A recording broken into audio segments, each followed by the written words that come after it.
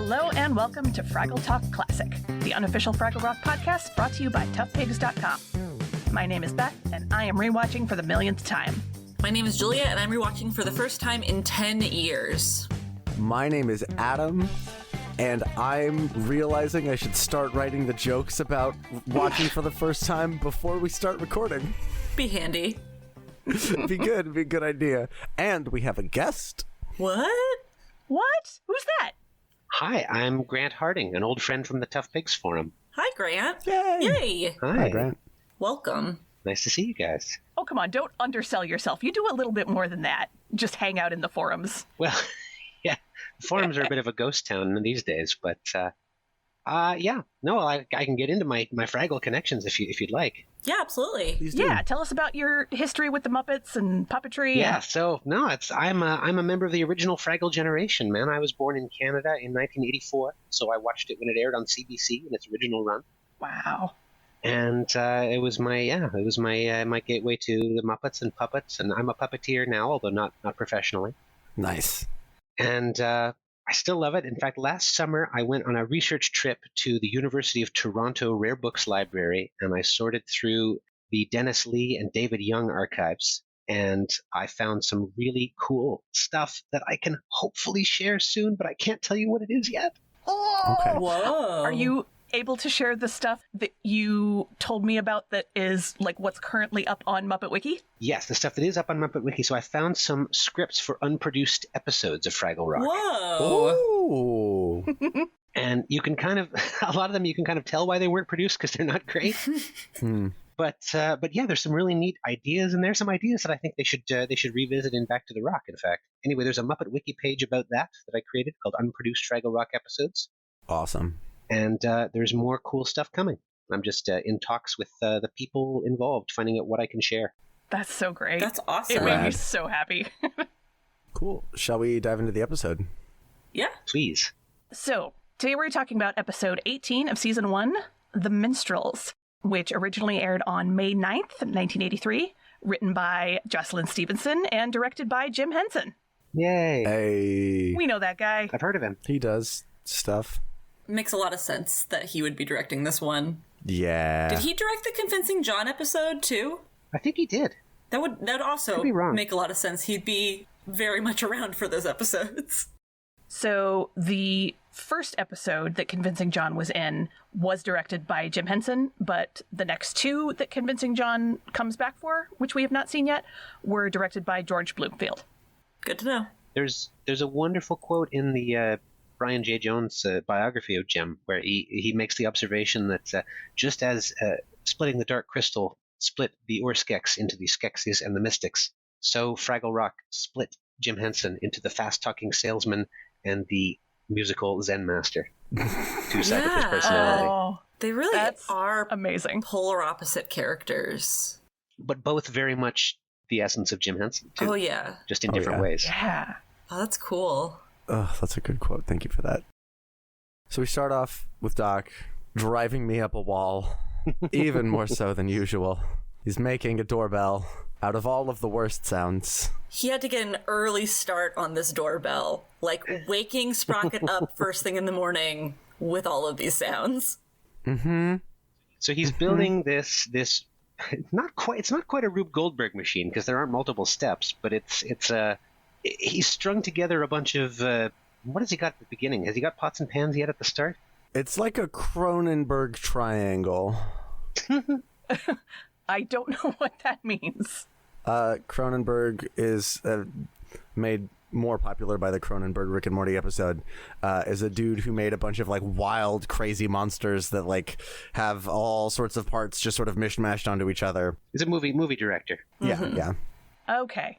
But yeah, at the beginning, it's just metal bowls and little pieces of metal pipe. Yep. And then he starts adding more.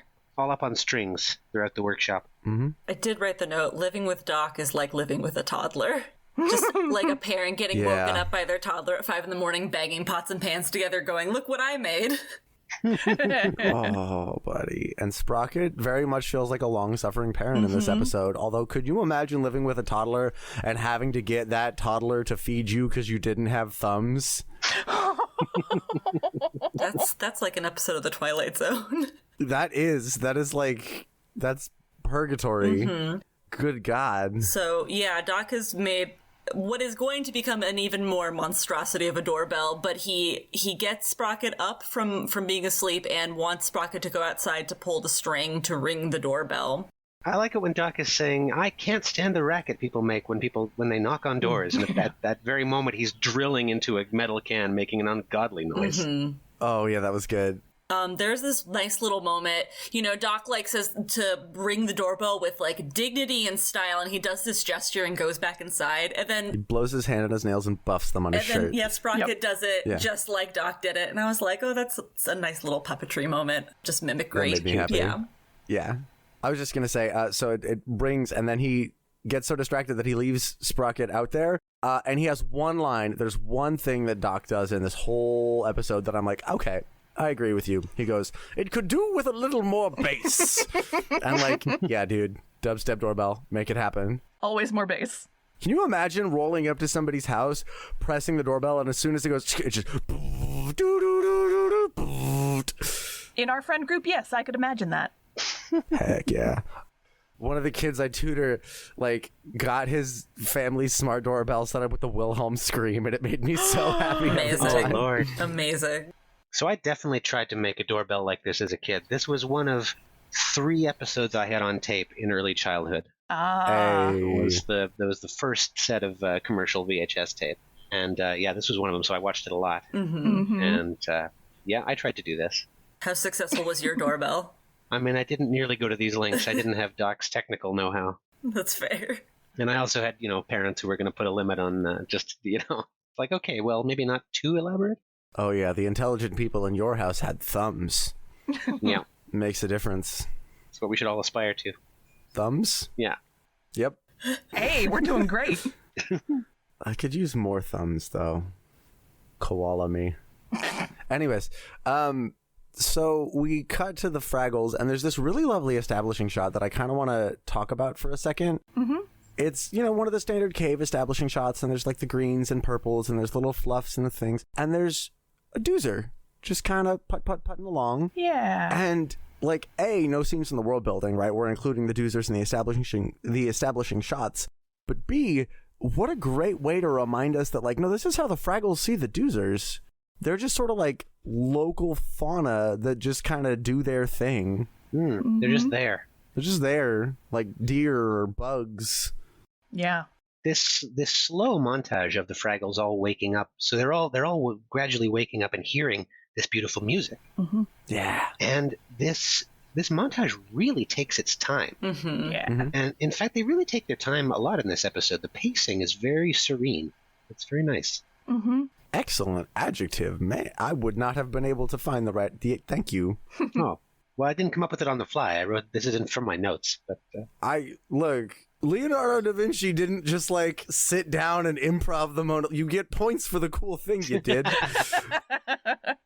You boys autistic. Somebody has the right word for a thing. A little thing in my brain goes click, and I go, ah. Yeah. You heard Beethoven's early draft of the Ode to Joy? No. Quite serious. They're not good. You can tell that he's but it's nice because oh yeah, even a genius, he has to work at it to make it good. Mm-hmm. It doesn't just sit down and come out.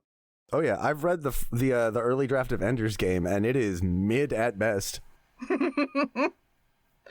Oh, can we talk about how adorable Fraggle pajamas are? Yes. They're so good. The long nightcaps that I think both Moki and Boober are wearing are just delightful. Mm-hmm. Yes. Yep. They're all waking up to this beautiful sound, and man, I've been waiting for this song. I think I thought that this episode came earlier in the season, and so a part of me, not wanting to spoil it and look ahead, has just been okay, when are we getting to it? And it's finally here. This is one of those songs that, it's been 10 years, and there are certainly a small handful of songs that have stuck with me, and this is one of them. It's just, it's somehow always in my head, more often than almost any other song from Fraggle Rock. It's beautiful, and getting to hear Jim come and sing is, it's really nice. Yeah. Yeah.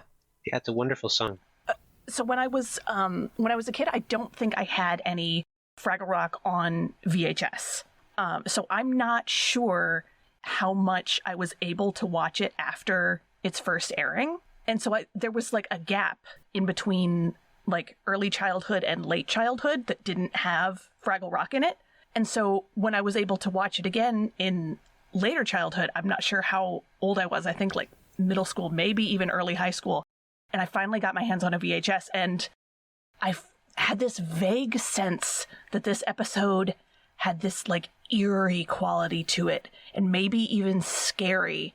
And when you hear that music start and you see that pipe coming around the corner slowly and sparkling in the low light, and I was like, that's the guy. This is going to be creepy. And then it's not. It is a little bit eerie, but it's beautiful. And oh man, how do you describe the vibe of this scene?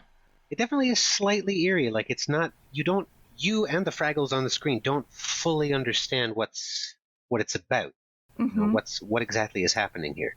It feels like it's got similar vibes to seeing the forest spirit in Princess Mononoke for the first time. When you're like, that is not even unnatural, like that is hypernatural. Yes. Like, here's this powerful spirit in its natural environment, and I'm going to keep a safe distance for a while, but also I can't look away. I would love to have fan art of the lead minstrel just like playing a song on that pipe for the forest spirit from Mononoke. That would make me so happy. Oh, I mean, Studio Ghibli nerds and Muppet nerds, there's got to be a large crossover there. There's got to be some crossover at least. Well, the thing that I forgot is they don't know Cantus and his minstrel crew. I thought, for some reason, in my remembrance, that he was kind of like a wanderer that would come through, you know, once every, I don't know, several moons or something, and they'd all be excited to see him. But that's not the case. They have never met him before, and that just paints such a picture of the world they live in. Like, he's traveled through all of these caves, meeting all these different Fraggles, and this is only the first time he's met them. And so that, I don't know, brings into question, like, how big is Fraggle Rock? How many caves are there? How many clans are there? It's big. I mean, also, how slow does Cantus walk? How much time does he spend from place to place? And yeah. Just vibing. Yeah, how quickly do Fraggles forget? That's true. Like, maybe he has been to this part before, but they've aged, or, you know, he just doesn't remember. Yeah, maybe the Fraggle Five were just like itty-bitty babies the last time he was here. That's true, yeah. Mm-hmm. The world's oldest Fraggle is like, "What's up, Cantus?" Yeah. Well, you know, we the minstrels will return in future, and the Fraggles will be excited to see them, but we've never seen Cantus and the world's oldest interact. That would be a fun interaction. Oh, that would be amazing. You're right. Oh, that would I could see an entire episode of just Jim and Dave bouncing off each other. That would be wonderful. Glorious. He just a quick note on the puppetry. So they get points for moving their fingers to show that he's playing different notes, but they don't get all the points because they're not quite on beat and on timing for all the various different like note shifts. It's like, oh, you did most of that. So I was hoping you could tell me, Cantus's magic pipe. Can you tell what human instrument is making that sound? Oh God, that's a great question. Hold on, let me go listen to it again. Other people talk for a second. I believe it's an oboe.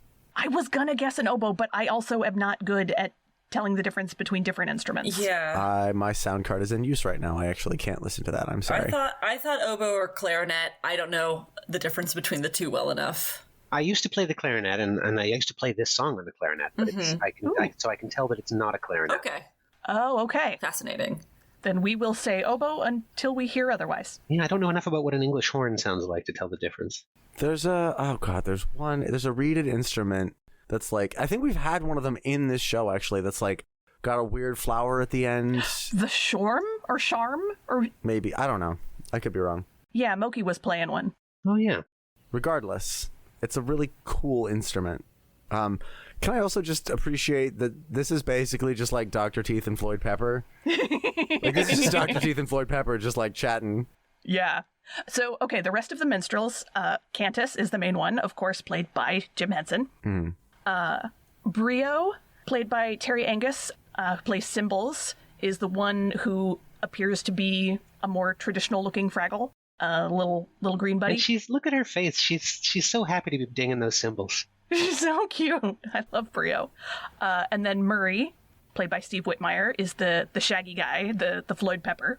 Mm-hmm. I love his design so much. He's so good. Oh, it's so good. Just his visual look is great. He's not the same puppet as Mr. Curly Twirly. Sorry, Mr. Curly Twirly. But I can't not hear that name in an Australian accent. Sorry, Jared. And then we have Brool. Brool is the kind of more squat... the elf-looking dude? No, the orcish-looking one. The green with the underbite fangs. Playing the bass. Right. Who's the elf-looking dude on the bongos? That is Balsam. I love him. The second puppet named for Phil Balsam. The other one, of course, being Phil Fraggle. I love Balsam so much. Balsam makes me so happy. Balsam has been played by multiple performers, including Lee Armstrong, Jerry Nelson, and Karen Prell. Several of these puppets would recur in Muppet Christmas Carol and Muppet Treasure Island as sort of background beasties. Ooh. That's what I thought. Yep. Brool, most notably, Brool and Wonder McMooch are, who you haven't met yet, are guests at Nephew Fred's Christmas party. Mm-hmm. Yes. Oh, heck yeah. And a few years ago, I took a puppetry class from Tim Gosley, who played Brool, and who was also for Canadian listeners of a certain age, was also the original Basil the Polar Bear on Canadian Sesame Street. And he said that when he saw Muppet Christmas Carol, he said, Brool lives! Can I also just, like, in terms of setting up, like, before we even have a line of dialogue, I mean, I guess there's, like, a little bit, before we have any actual conversation, we get the understanding, like, no, there's something otherworldly happening here. Yeah. They're playing this pipe, and the flowers are blooming. Oh, what an image. Oh, and such good puppetry, like, good practical effects watching these flowers unfold in real time. Yes. Yeah, this song is called Let Me Be Your Song. We've got lots of beautiful nature imagery in the lyrics. And I gotta say, I always thought of this song in more like romantic terms, as if Cantus was singing to an off-screen lover that we never get to meet. And then the other day, it just hit me like a bolt of lightning, like, oh, he's singing to the universe itself. Yep. He's that much of a hippie prophet, in tune with everything, that he's like, no, let the universe move through me. Let me be the song of the universe. As Pink once wrote, if God is a DJ, life is a dance floor, love is the rhythm, and you are the music. And I was like, there it is. Ooh, Let me be your that's song. good. Pink, the Cantus of our times. I guess. I don't know if Pink is zen enough to be Cantus, but yeah. That is one of the things that I really love, is there's a lot of, like, old school zen style, like, back and forth dialogue in this, in a way that brought me back to a lot of back when I used to study that kind of thing. And it's just so, like, the undercutting philosophy of all the conversations that they wind up having makes me very, very happy. Which we'll and actually, no, we can get to that. There's a Red's like, I want to do the thing. He's like, all right, no, we're gonna do a Fraggle medley. He goes, you're the leader, you gotta lead. And she goes, cool, what are the rules? And he goes, there are no rules, and those are the rules. And you see her kind of stutter a beat, and she goes, gotcha. And he says, it's really very simple. Every Fraggle has a song. All these songs sung together make a medley. Your medley will begin with Red's song. She says, great, I know lots of songs. You name it, I'll sing it. He says, no, you must sing your song. She says, my song? No problem, how does it go? He says, if you don't know, I can't tell you. And, like, I don't know if any of y'all have ever messed around with Zen koans. I've never learned the proper way to pronounce it. But the whole point of it is it's a impossible saying that is designed to make your brain try to wrap around it. Enough that your brain, like, stretches and grows and finds new ways to process existence. Yeah. And so much of what he's doing here is a very Zen koan, in that the idea is like, yeah, you're overthinking yourself to the point of exhaustion, and then once you've exhausted your logical brain, it is too tired to do anything, and your instinctive brain kicks over, and you just sort of do the thing. There's a quote from Jerry Jewell, the head writer, saying that Cantus spoke in riddles that nobody understood and that only Jocelyn Stevenson could write. Yes. That's awesome. I mean, my very basic take is that Cantus gives me big Yoda vibes. You know, the way he speaks is a little, you can follow what he's saying, but it's a little off, and at the same time also, like, very full of riddles and mystery intentionally. a guide to the Fraggles in a way. It is interesting because Red is approaching this from a really analytical standpoint, and that's very clearly not what he's trying to say. It had big Aang trying to learn how to earthbend vibes. Yeah. Oh. Whoa, yeah. Been too long since I've watched that. Oh, I'm due for a rewatch. Yeah. Everyone's always due for a rewatch. Everyone's of that always show. due for. Yeah, it's always a good time to rewatch Avatar: The Last Airbender. Yeah. I'm still waiting for Adam to bring up Adventure Time. It's coming. It'll happen. Just let it happen. Eek, the mortifying ordeal of being known. We'll see. I don't know. It might come up organically. Marvelous. But yeah, Red thinks really just quite literally about what he's saying, where he's like, you've got to find your song. And she's like, I don't know where to look for it. And it does go on for quite a while where a part of me was just like, I feel like she would figure it out at this point. But I had to keep reminding myself that this is very much a show for kids. And kids experience this all the time, where there's just a lot of misunderstanding and they've really got to work through it to fully understand.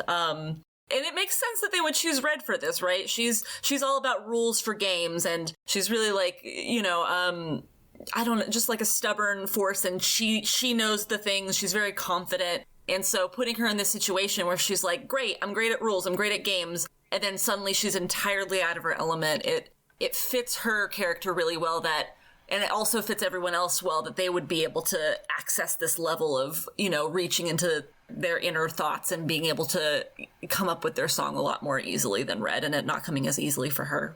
Mm. Although Boober quite early on just says, I'm going to sit this one out. Yeah, and we'll talk about it later, but there's like a little moment at the end where I was like, oh, I wish Boober was taking part in this. I was curious actually about that, because in the past when we've had a lack of Boober, it's usually because World's Oldest Fraggle is a lot more centered. And so I was trying to figure out if Dave is like the right hand of Cantus, or if there's some other reason that Boober is sitting it out. But I guess the right hand of Cantus. Yeah, I don't know. We have had other episodes where just some of the Fraggles have been missing for whatever reason. But then Boober does come back very briefly at the end, and so that made me pose the question. Also, Wembley's song is very silly. Sorry, real quick. Okay. Right hand of Cantus, D&D item, rare, a wizened hand that is clearly inhuman, will not do anything until placed in front of an instrument, at which point it will play this instrument beautifully and in an otherworldly song. If the instrument is a wind instrument, it will still make sound, even if no wind is flowing through it. This is its item's only effect. The number of, items you could come up with from just Fraggle Rock alone would be immense. You almost said Fraggle Octopus, and it made me happy. A little bit. So you've seen the D&D skin for a Muppet-born race? Oh, God, no, but I'm going to Google it right now while y'all are talking. Yeah, that was making the rounds a while ago. And then I realized, oh, Cantus is a Muppet-born bard. Mm-hmm. And one of the powers, or I don't know if it's all Muppet-born have the power of Mage Hand, because they're all puppets. That's how they move. So they all believe in the hand, the unseen hand. That's cute. Well, I wonder if we ought to talk at this point about the use of the word minstrel. So yeah, let's talk about the word minstrels. Oh boy. They clearly mean it in the sense of a Renaissance bard or, medieval troubadour. Mm-hmm. But they wouldn't choose this name today. No, they would not. Nope. I wonder if we do have a few overseas listeners. I'm wondering if we should explain why that is, or just let them Google it. This is America. We're very racist here. Yeah. The entire history of our country is founded in racial exploitation. This is a particularly vile symptom therein of cultural justification and self-rationalization of this sort of thing that is really degrading and demeaning, and I think that's all we really need to say about it. Well put. And yes, that would be why in the Back to the Rock reboot, this group's name is changed to the Troubadours. Mm-hmm. Which is great. It's a great word. Just as lovely with none of the nasty connotations. There you go. Give me 1 second. Somebody just opened a garage door under me. Ah!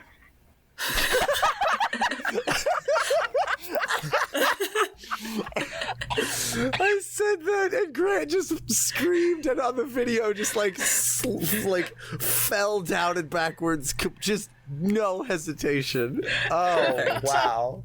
That was beautiful. Ooh, thank you for that. Yeah. It's the hardest I've laughed all day. Woo. Yay.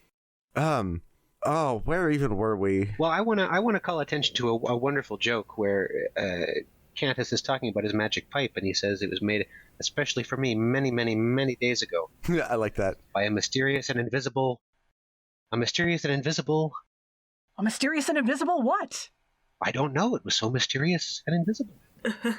I love that. That's a wonderful joke.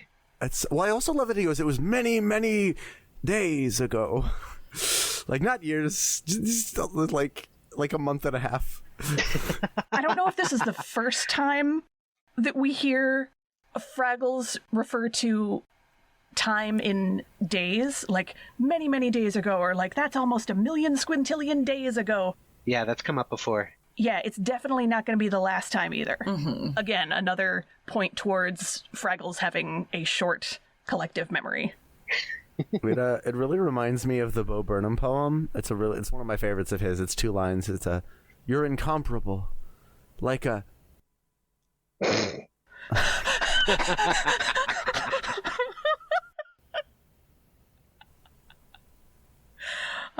Yeah, Bo Burnham is a poet as well. Oh, his book of poetry is legitimately amazing. I didn't know he Makes me had a very book happy. of poetry. I didn't know that either. He does. Oh, it's Shel Silverstein meets George Carlin. Highly recommend. Ooh, marvelous. I'll have to read that. Oh, you would love it, Julia. There's so I didn't, and I should have written it down, but I don't remember. Red's like freaking out, and the Fraggle Floyd Pepper is talking to the Fraggle Dr. Teeth. What are their real names again? Murray is talking to Cantus. Yes. And he's like, you sure know how to pick them. We're going to be here for days. And I don't remember the exact question he asked, but Cantus spits out some like glorious nonsense that makes perfect sense. And Cantus turns back to the 2 Fraggles behind him and says, did he answer my question? And one of them nods, and at the same time, the other one shakes their head. And he goes, that's what I thought. That is peak Muppet humor right there. Mm-hmm. Made me very happy. I also like that in that scene, while they're having the conversation, Cantus is polishing his pipe. Like, it's just this nice little bit of business for a scene that would otherwise be kind of talky. Yeah, it's a fidget and a reason for them to be sitting there. It's one of my favorite things that you can do with a dialogue scene is you can have them be doing something while the talking is happening, and that lets you have a moment of like world building and also be character detail. Red is trying to find a physical location to look for her song. While all of her friends are telling her they've found their songs, and she's like, oh, where'd you find it? And they're just like, oh, it just came to me. This is what I hear before I fall asleep. And they sing the little songs to her. Moki has 4, very unsurprisingly for Moki, that she would have that connection. And I mentioned this earlier, like Moki and Gobo's songs, they're sweet, they're little melodies. And then Wembley's is bing bong boing. And it's very good. It's very good. It's very silly. Can I also just say, there's a bit where she's listing all the places where she might look, and she goes, down a dark tunnel, in Gobo's bed, and I was like, Red, excuse you. I mean, she happens to be in front of Gobo's bed when she thinks of it. I think that's what's okay. Oh, is that what that is? I missed that She's completely. like saying what she sees. You know? Yeah. That is some important context. Yes. But we learn more about this magic pipe, and he says, Cantus says it has all the songs in it, and he says, Wembley, what do you want to hear? And Wembley goes, I want to hear doozer music. And it's genuinely like one of the most beautiful, like maybe my favorite musical moment that we've had, honestly, so far. Definitely top 5. Because of the doozer music itself, or because Wembley thought to ask to hear it? Yes. Both. Also, doozer music is like 80s club folklore combo, and I'm here for that.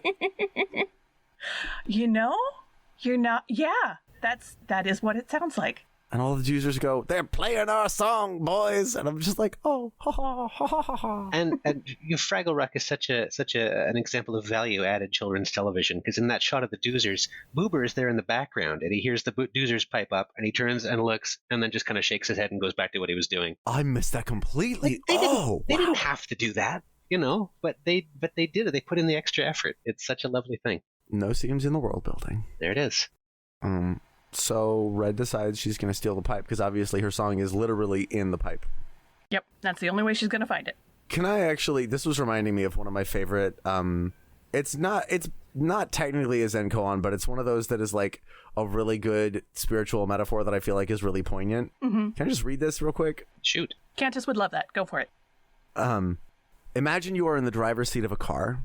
You have been sitting there so long that you have forgotten that it is the seat of a car, forgotten how to get out of the seat, forgotten the existence of your own legs. Indeed, forgotten that you are a being at all separate from the car. You control the car with skill and precision, driving it wherever you wish to go, manipulating the headlights and the windshield wipers and the stereo and the air conditioning, and you pronounce yourself a great master. But there are paths you cannot travel, because there are no roads to them, and you long to run through the forest, or swim in the river, or climb the high mountains. A line of prophets who have come before you tell you that the secret to these forbidden mysteries is an ancient and terrible skill called getting out of the car. And you resolve to learn this skill. You try every button on the dashboard, but none of them is the button for getting out of the car. You drive all the highways and byways of the earth, but you cannot reach getting out of the car, for it is not a place on a highway. The prophets tell you that getting out of the car is something fundamentally different from anything you have done thus far. But to you, this means even sillier extremities. Driving backwards, driving with the headlights on in the glare of noon, driving into ditches on purpose. But none of these reveal the secret of getting out of the car. The prophets tell you it is easy. Indeed, it is the easiest thing you have ever done. You've traveled the Pan-American Highway from the Boreal Pole to the Darien Gap. You have crossed Route 66 in the dead heat of summer. You have outrun cop cars at 160 miles per hour and survived. And getting out of the car is easier than any of them. The easiest thing you can imagine. Closer to you than the veins in your head. But still the secret is obscure to you. That's lovely. Who wrote that? That is from a story called Universal Love, Said the Cactus Person. Ooh, fascinating. And we will meet cactus people in season 4. Word? That's right. What? That was super cool. Thank you. Yeah, that feels very Cantus-like, except much longer. Yeah, well, the metaphor really struck out to me that she's like looking for her song in a pipe instead of trying to figure out where it is in her brain and in her heart. Yep. Yeah, because Red is not the kind of Fraggle to sit still and listen. No, she is not. I've seen a Muppets tarot deck on Etsy. I haven't bought it because I don't know. Like, I would love to work with someone who knows the tarot better than I do. And, the Tough Pigs folks who know the Muppets so deeply to come up with a Muppets tarot deck that is as close to the meaning of the card for each particular character as we can possibly get. But Cantus is 1,000% the Hierophant. He is that wisdom dude who says, the knowledge has been in you all along. The Hierophant is also about, like, order and hierarchy? Is it? Yeah. See, this is why I need someone who knows tarot better than I do, because I did not know that. Do you remember that guy on TikTok, I think, who was doing tarot readings with Sesame Street playing cards? Oh, yes! Yeah, that was great. I commented on one of his videos to say, hey, I write for Tough Pigs, can I interview you sometime? And he was like, heck yeah, that'd be great. And then he never got back to me because I can't DM someone on TikTok unless they follow you back, and he doesn't follow me back. And now I'm like, I still want to interview him. See if he has like an Instagram or something. Sometimes folks who sometimes they double up, then you can DM them. I would honestly if it's a Muppet fan art tarot deck, I'd be willing to bet that they did their research. You might just sit down and like look through a few of the major arcana and maybe a couple of the cards. Yeah. And the nice thing about it is, if you confirm that, you can just get it. And here's Grant, if you want to check this off.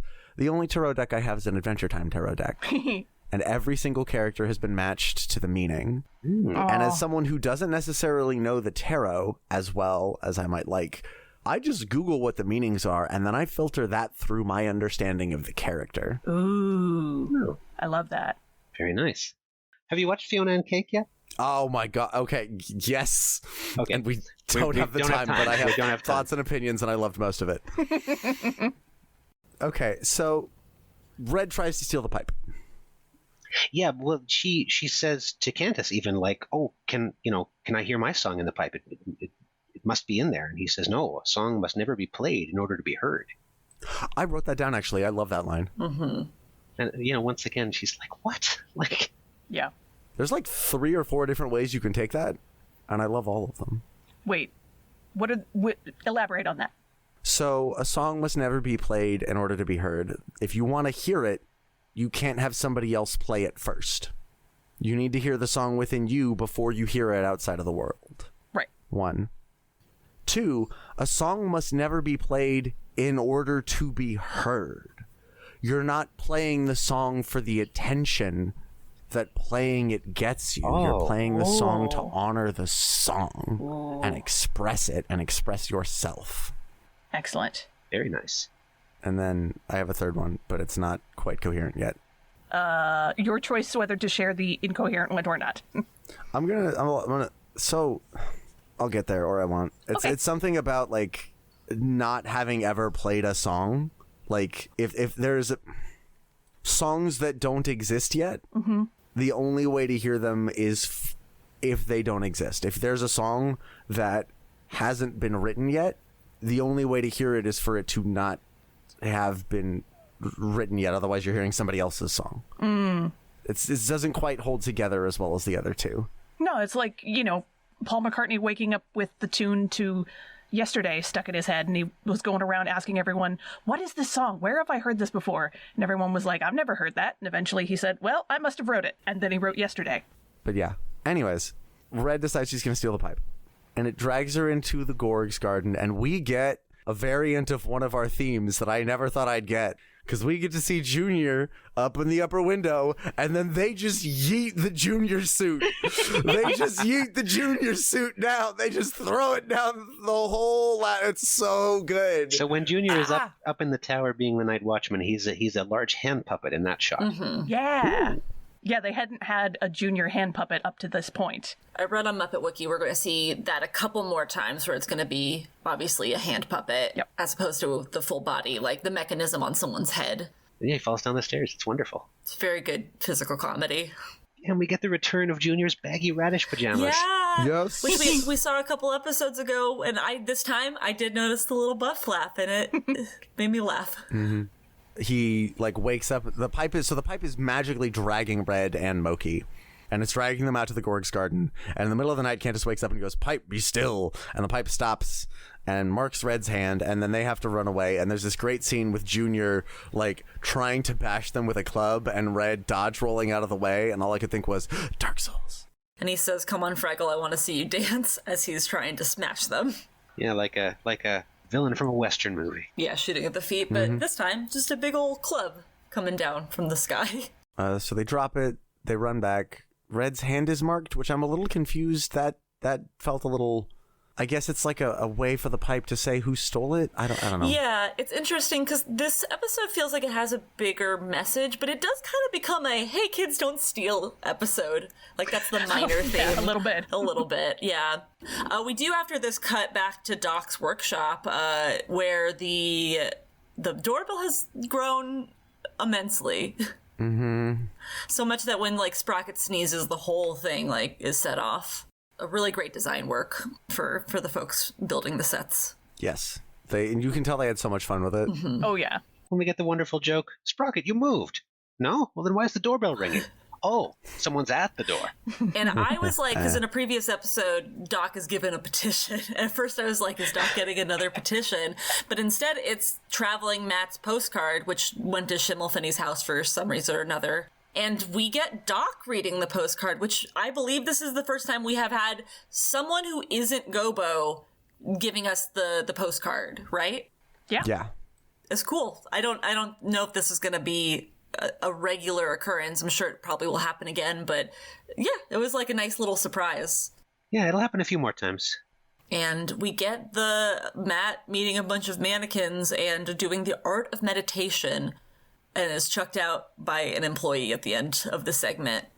Which I appreciated that they were like, let's tie this back into the theme of like spirituality and trying to get in touch with yourself. And I'm impressed that he could just be perfectly still for 6 hours. Mm-hmm. Yeah, well, Dave just took his hand out. Truly, to get in touch with yourself in meditation, find the puppeteer whose hand is moving your core being and encourage them to, like, I don't know, take a smoke break or something. It is the easiest thing you can do. Exactly. No, if you take a smoke break with Uncle Traveling Matt around, he's going to throw a bucket of water on you. That's fair.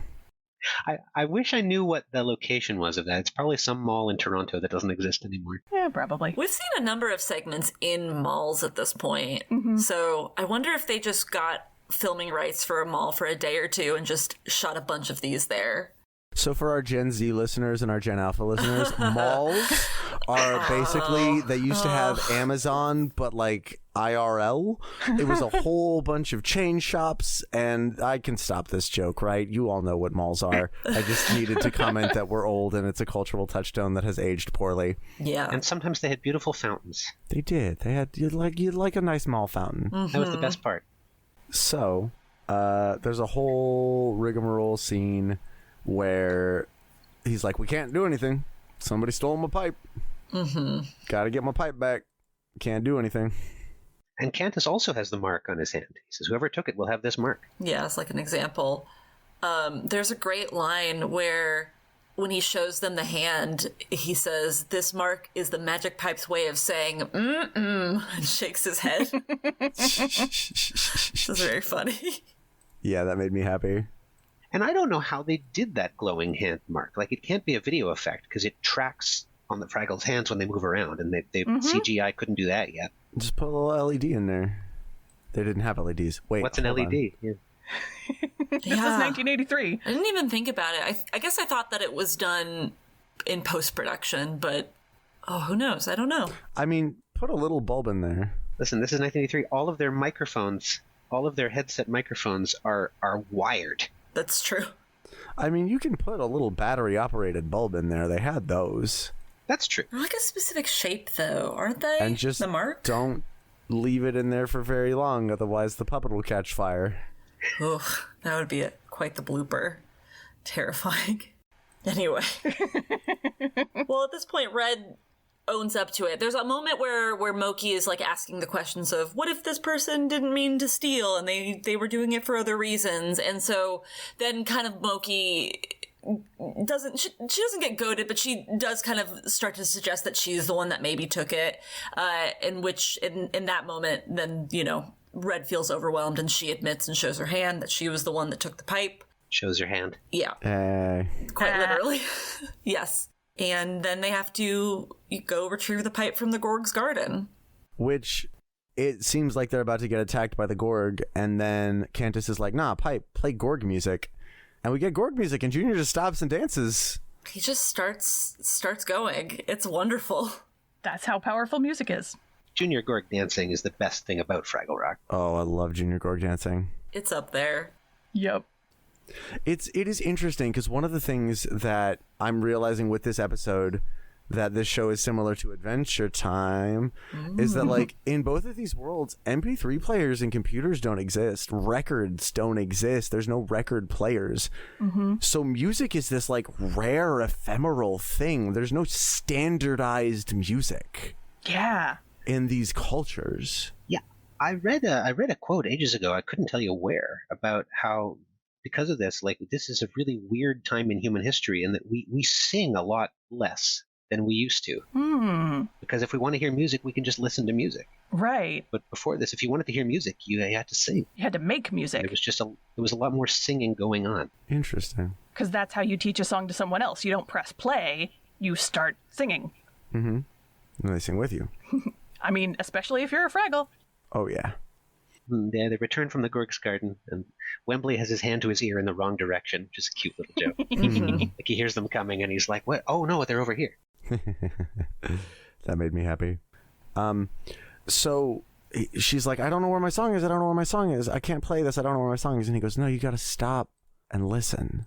And we get to watch Red actually just... Well, first we get the line, I fear I am losing my implacable calm. Oh God, big teacher moment. But I wanted to tell this story, and I know I've been talking a lot for this episode, and I apologize. I can be quieter after this, but this felt very relevant. I had a 6th grader like years ago who was just an absolute character. I love this kid. And at one point during silent reading, he like threw his comic book down and went, "Man, the people in this comic book are ugly." And I went, "Hey, hold on. How do you know there's not somebody reading the line you just said in the comic book of life right now and saying the same thing?" And he went, "Wait, so life is a comic book?" And I went, maybe. I always thought life might be a movie." And he goes, "I mean, where are the cameras?" I go, "That's fair. There's no cameras." And he goes, "Yeah, where's the music?" I go, "Oh, the music's there. Listen." And I got to watch this kid stop and just listen to the ambient soundscape of his environment for what might have been the first time. And he went, "Oh, yeah!" Oh, that's lovely. Oh, Great moment. I love that. Yeah. And she starts singing. Yeah, Red finds her song. And it's a good song. And everyone starts singing their little melodies, and they all come together in a beautiful harmony. Did anybody else notice that Red's song is very similar to Tubby the Tuba? Who's Tubby the Tuba? I don't know what that is. No, I don't know what that is either. Okay, I'm just going to put a link in the chat for y'all to watch later. We can cut this bit, but like, do yourselves a favor. Okay. Boy, howdy.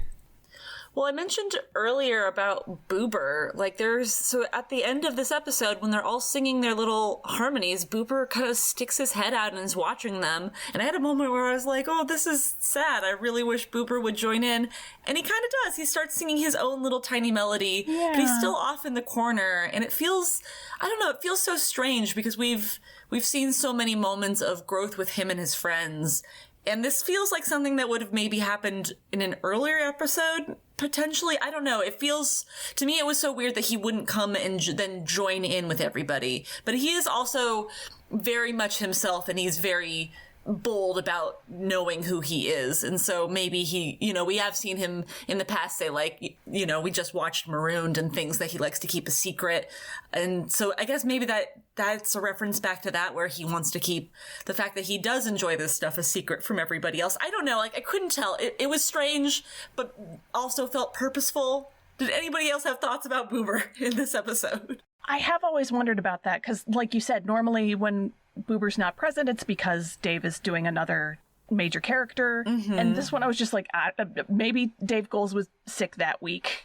Yeah, and maybe he was gone, and like because he's separate, he could have filmed this part at a different time than everybody else. Potentially, that could be it. That's true. Who knows? Who knows? I like your theory though that it's this is literally one episode after Marooned, when he was like, oh no, the fact that I like all the songs and the fun times, that's a secret. Yeah. If it was purposeful, that was the thing that I thought could be the reason, but it could also just be as simple as Dave had to not be on set for these couple of days for whatever reason, and they plugged this in later. My read on it was just this is him participating to his level of comfort. And, that is legit as well. Yeah. Yeah, and I feel like it's a sweet moment. It is sweet. Yeah, Red is really sweet to me too. He's like, he's there after all, and he found his song too. Mm-hmm. Yeah. I am glad that he found his song. This song is why I called my Muppets lyrics blog Our Melody when I started it. Aw. That's really sweet. And yeah, we cut back to Doc and Sprocket, and Doc continues to be just a terrible dog owner. Yeah, he does. I got much else to say on that one. I mean, he's taken the doorbell down, and then he shows off his wild alarm clock to Sprocket. Who's visibly uncomfortable. Which is just a miniature version of the same thing. Mm-hmm. Any final notes before we talk about how to make the world a little fragglier? Well, I'm glad to say that we will have more opportunities to talk about Cantus in the future. Like Grant mentioned, this is another of Jim Henson's recurring characters on the show, and he will come back several more times. Yes. And the phrase "we belong to the song" from this song will also come back, although not until the very end of the series. Yeah. Foreshadowing. That's one less than 5 shadows. Anyways, shall we talk about how to make the world a little fragglier? Get together with your friends and make music together. And if you can find a group of friends with whom you can be musical nomads, so much the better. The first song that anyone ever sings is always really scary and really awkward. Sing it loud, sing it proud, move through it and into the next song and the next. You will never sing the most beautiful thing you've ever sung if you don't sing that first, slightly awkward, very vulnerable song. So sing it. You might even say, don't worry if it's not good enough for anyone else to hear. Just saying. I mean, I wouldn't say that, but perhaps you might. I would, but I'd be quoting a well-respected writer and frequenter of the Tough Pig forums.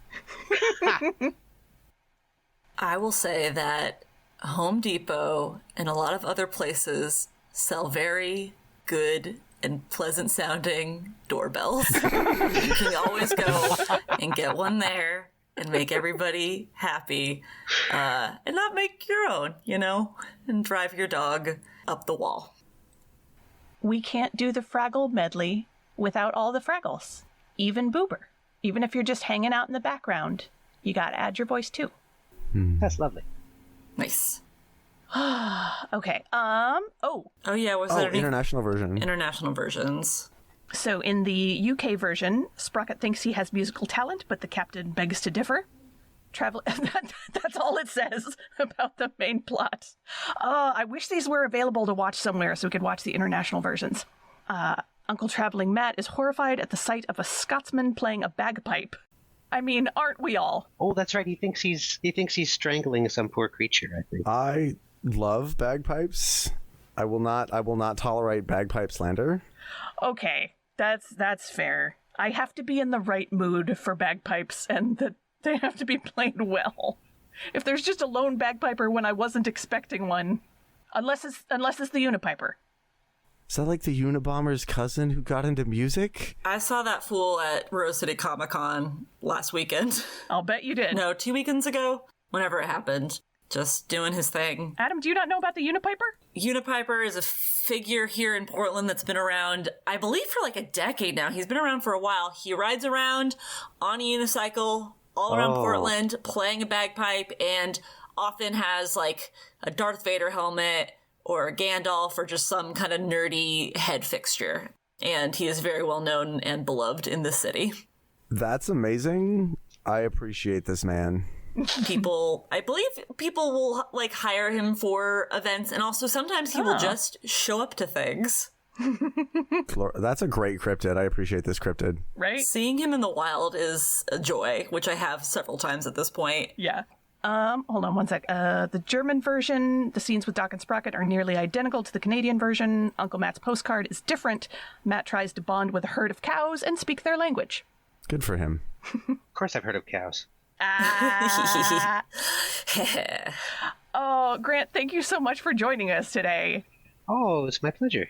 Well, it's, as you can tell, I love Fraggles. Yeah, it shows. And I love your podcasts. Oh, thank you so much. Oh, that means a lot. Grant, do you have anything that you would like to plug or promote? Yeah, I am. You can follow me at Abstract Grant on Instagram and YouTube, and you can see my puppetry projects, which are taking forever to come together because I have a day job and a small child. Yep, that'll do it. Mm-hmm. And you can also watch there for the treasures I will hopefully be able to pull from the Fraggle archives, which they'll definitely also be on Muppet Wiki, and I'm probably going to write a Tough Pigs article about them too. So Heck yes. watch this space. Nice. Don't perceive me. Don't look at me. Too late. I did it. We're looking at you right my now. My waveform. It's been collapsed. You can Why is follow there me. a dead cat here? Oh, sorry. What? Schrodinger joke. Go ahead. Okay. All right. You can follow me at Geek Girl Grown Up on just Instagram these days.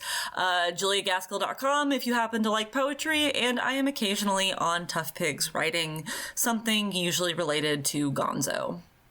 And same here. You can find me occasionally writing stuff on Tough Pigs, and you can follow me on social media at Beth Anna Cook. That's Anna with 2 N's. And reminder to Check out toughpigs.com. Give us a good review on your podcaster of choice. And we will see you next time. Don't forget to dance your cares away. Dan of Fraggle Talk. Mwah. Fraggle Talk Classic is brought to you by toughpigs.com. Fraggle Talk art by Dave Hulteen Jr. The Fraggle Rock mark and logo, characters, and elements are trademarks of the Jim Henson Company. All rights reserved. The Fraggle Rock theme song, written by Philip Balsam and Dennis Lee, is used with permission. Special thanks to the Jim Henson Company and the entire Fraggle Rock family. For more from Tough Pigs, please find us at Tough Pigs on Twitter, Facebook, Instagram, TikTok, TeePublic, and Patreon. Fraggle Talk Classic is produced and edited by me, Beth Cook. Thank you to Joe Hennis, the Tough Pigs Muppet Fan Podcast executive producer. Thanks for listening, and we'll see you next time, down at Fraggle Talk.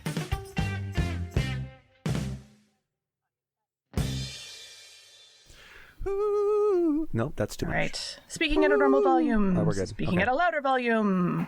Volume. Loud noises. We know a remote farm in Lincolnshire where Mrs. Buckley lives. Every July, peas grow there. Do you really mean that? Dude, you're awesome. I appreciate you. No. You get my reference? No, but the cadence of your nonsense made me very happy. It's a famous outtake of Orson Welles recording a commercial voiceover. Wow. And just turns into him complaining about how badly it's written and how badly it's being directed. It's wonderful. Oh, Glorious. That's amazing. I love that.